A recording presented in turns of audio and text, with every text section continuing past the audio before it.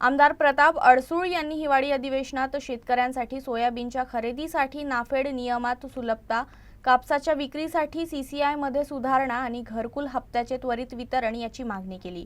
सोयाबीनमध्ये 12% पेक्षा जास्त मॅशर असल्याचा नाफेड खरेदी करत नसल्याने शेतकऱ्यांना मोठा आर्थिक फटका बसला आहे।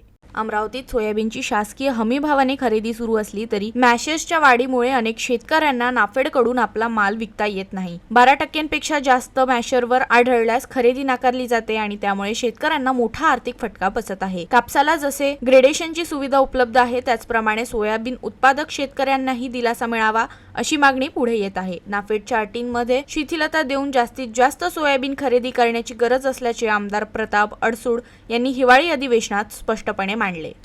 अध्यक्ष महोदय, सोयाबीनच्या बाबतीत शासनाने हमीभावाने खरेदी सुरू केलेली आहे, परंतु मॉइश्चरमुळे बऱ्याच अडचणी येऊन राहिल्या आहे। 12%च्या वर जर गेलं तर शेतकऱ्याचा भरलेला माल त्यांना पुन्हा तिथून परत न्यावा लागतो रिजेक्शनमुळे, आणि मग चढाई उतराई, पुन्हा माल परत नेणे, त्या गाडीचं भाडं, हा सगळा खर्च त्याच्या खांद्यावर बसतो।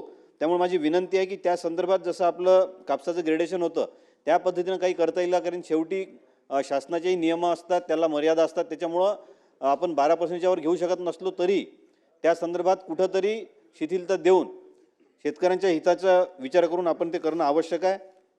सीसीआयच्या माध्यमातून कापसाची खरेदी सुरू झाली आहे, पण अध्यक्ष महोदय, माझी शासनाला विनंती आहे की या संदर्भात जी जिल्हाबंदी आहे त्याचा विचार करून ती जिल्हाबंदी उठवावी। कारण बऱ्याच वेळा असं होतं की माझ्याच मतदारसंघात एक भाग असा आहे जो पुलगावच्या जवळ आहे, विटाळा वगैरे सगळा भाग जो नदीच्या काठावरचा आहे, त्यांना पुलगाव केंद्र जवळ पडतं धामणगाव केंद्रापेक्षा, आणि त्यामुळं अशाच परिस्थिती बऱ्याच ठिकाणी महाराष्ट्रात आहे।